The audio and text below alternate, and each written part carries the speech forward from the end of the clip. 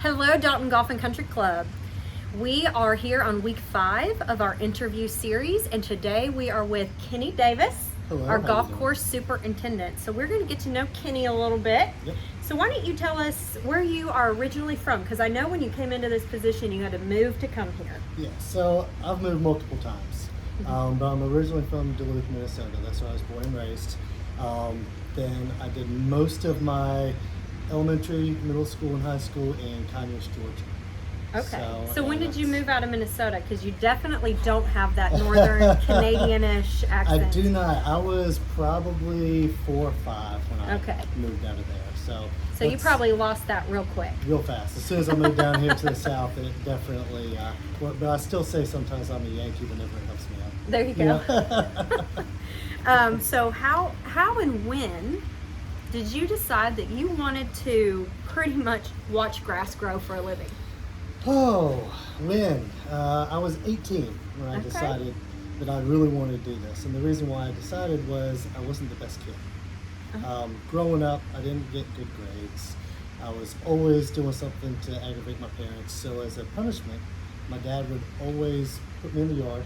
Maybe pull weeds, spray weeds, mow the grass, and basically maintain the whole yard. So maybe I need to do And- that to my kids. Yes, and so it gave me a love for the nature. It gave me a love for turf grass. It gave me a love for the squirrels, the butterflies, anything that's out there. I really started to fall in love with the outdoors, and that's where getting into this. And once I turned 18, I started working at golf courses. Okay. So I've Okay. been doing that, and then had a company come to me and pay for my college, half of it, and asked me to come in and start working under them. Well, that's interesting. That's a nice little start there. Yeah, it worked out pretty well. So how many other clubs have you worked at? Whew. All right, I've been a superintendent of 8. Okay. So I've been in this industry, like I said, since I was 18, and most of those superintendent positions have been construction grow-in. I go in, grow in the golf course, deal with the construction superintendent, do all that stuff, stay for a year or two, find a superintendent, then I'd move out and go somewhere else. Total of 12 Okay. is where I've been at, including my internship. And the very first golf course I worked at Cherokee Run in Conyers, the 1996 Olympic course. Okay. Okay. So that's where basically everything I've done has been mainly construction growing. Okay. Is where my background came from. Well, you've got a pretty good little resume there in terms of your career. Yes. So what do you feel is one of your biggest accomplishments? Personal or Both. Okay. Personal would have to be my kids. Yeah. By far, because they don't come with instructions on how to, That is definitely how true. to open them or how to raise them. It doesn't do And any all that of us stuff. parents can Yes. completely agree with that. And both my girls, I've got Sage, which is 11, I've got Reese, which is 13, and both of them have turned out wonderful so far. And problem is, they're a lot like their daddy. Both of them are very opinionated, and sometimes it does drive us crazy. Well, I but think that's girls in general. I think it is as well. I think but just the whole family life. That's a huge accomplishment because no one understands. If you're not married, you don't have kids. When I was single and running around from course to course doing constructions, grow-ins, I didn't have a care in the world except for when we was on the golf course. And once I got married and we had our kids, and now that they're growing up, it settles you down and it slows you down. Yes. It really makes you want to enjoy that little moment that you have left with them in that chapter of your life. And that's something that I've always been proud of, that I'm a big factor in my girls' life, and they love having me around for all their events and things like that. And this job allows me to do that because we get off early. We're here super early in the morning, and we can get in, and I'm able to pick them up at school, go to their cheer lessons, all that type of stuff, and events. So it's been fun. Okay. So when it comes to professionally, that would have to be when I was at Orange Lake down in Orlando. Basically went there. It's a 54-hole resort golf course. Has a PGA 18, a resort 18, It has an executive 9 and it has a nighttime 9-hole golf course as well. Nighttime? Nighttime. Lights lit up the Okay. whole golf course. So like stadium lights? Yes, I guess yes, that's how big I'm stadium envisioning lights it. all the way through. Every single hole was a par 3. Except I for one would of love them. to go there and Yes. play. It was really cool. We didn't open up until 9 o'clock at night. That and is then it would cool. stay open until 1 in the morning. Wow. Okay. So, but my biggest accomplishment reason why it's that course is when I got there, 27 of the holes had to be completely redone. Mm. They were old, past their prime. So we did the first 9, which was executive 9, and maintained the other courses. As soon as we finished that one, I rolled right into doing the Resort 18, and we were able to maintain all the 36 holes, plus do the construction grow in without skipping a beat. And Okay. that was probably one of the hardest things I've done. But it was a lot of fun, and I'm glad that I was able to push through it and get it knocked Did that help give you the knowledge for coming here and It- doing a grow in here? Because it you did. came in right when we were starting construction and It did. you know, going into that whole Now I realm had of a it. couple other stops right before here, but the whole cool thing about Florida and down there is they had these ultra dwarf grasses on their greens way before Georgia even started thinking Yeah. about it, because Georgia was still bent grass at the time. Yeah. Bent grass drove me crazy. I didn't like the long summer evenings and going to sleep and worrying about my grass. So asked my company to move down to Florida, do a couple construction courses down there, and that's really where I learned the Tifigal, the Mini Verde, and the Okay. champion grass and all that stuff. So after that, I came. We had Reese, my oldest, and I kind of wanted to get back to family. So we moved back up to Georgia, and I went to Southland Golf Club, and I ended up doing the construction growing of their greens.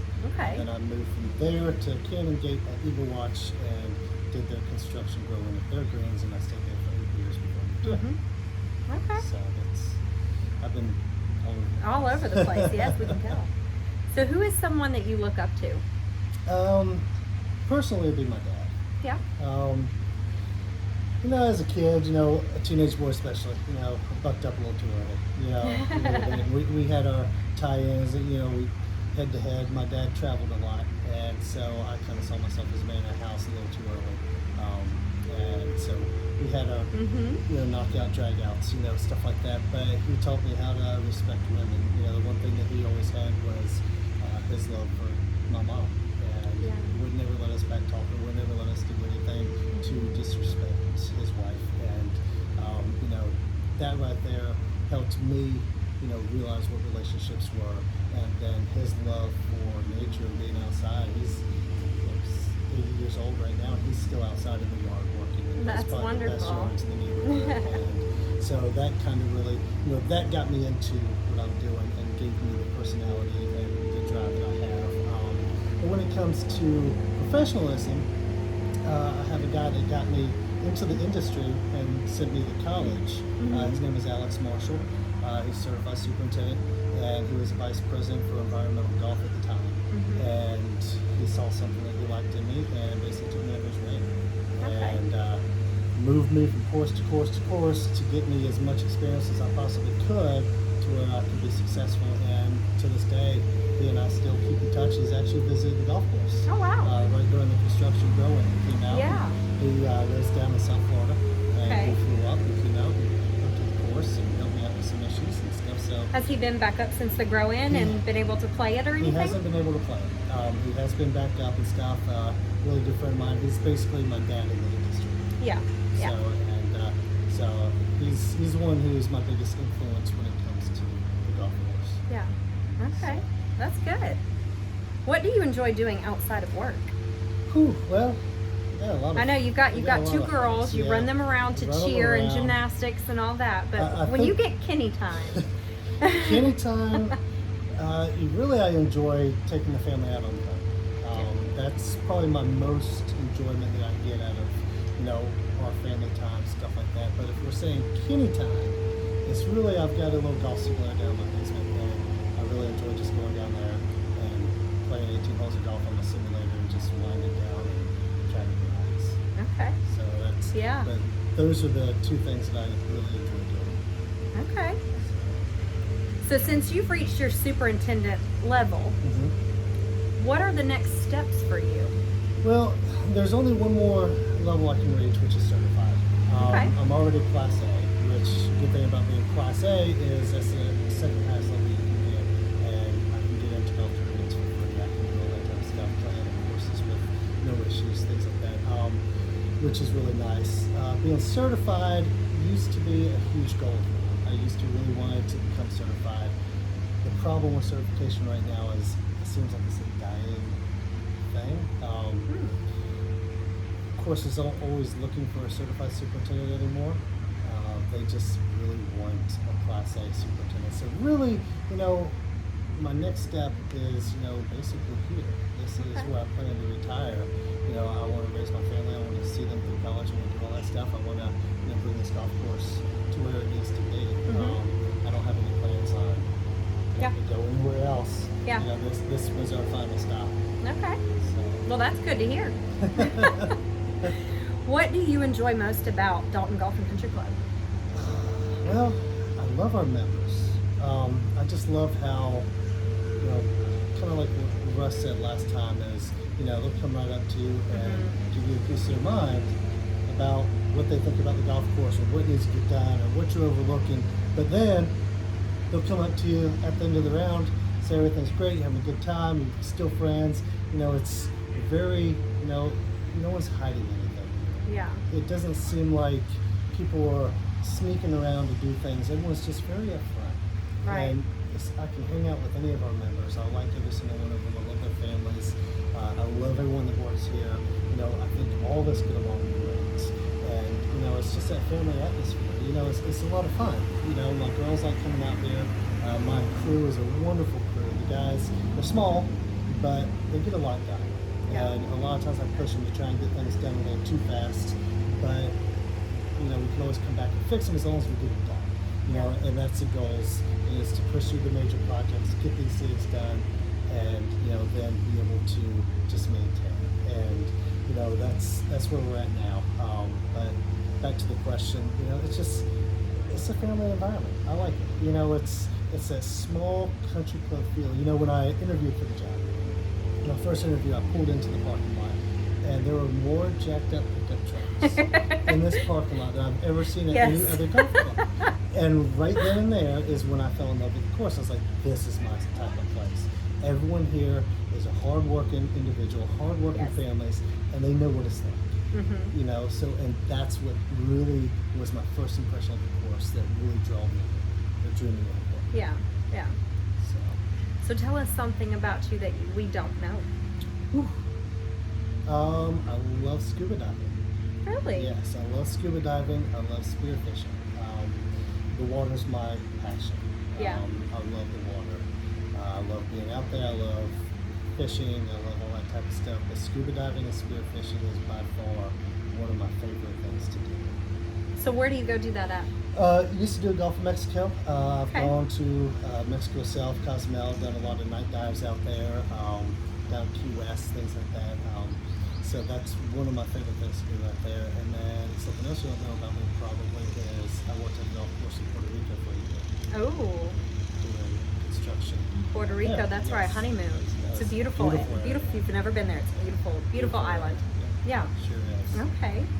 So if you were not a golf course superintendent, what would you be doing? Well, that's easy. I'd be a marine biologist. Oh, okay. Yep. You just said you love the water. Yep. That's all through high school. I used to doodle a lot, and I would always doodle stingrays. I love stingrays. Oh, wow. And I was going to go to college to be a marine biologist to study stingrays. Okay. And that was, anytime I'm on the water, that's my happy place. That's where I tend to relax, get all my stress. So what changed your mind? Don't get me wrong, we're happy to have you, but what changed your mind? I did not, once I realized how you had to become a marine biologist and that you're out on a boat for months at a time, because there's no family. Yeah. Until you're up there and you can work at a college or do something like that. And I wanted a family. Yeah. And that was the one thing that drew me away from becoming a marine biologist. Okay. It's more of a loner, little pack. You got your group of marine biologists, go out and study something for a couple months and do something. It was all cool, thinking about it and wanting to do it, but when it comes to reality and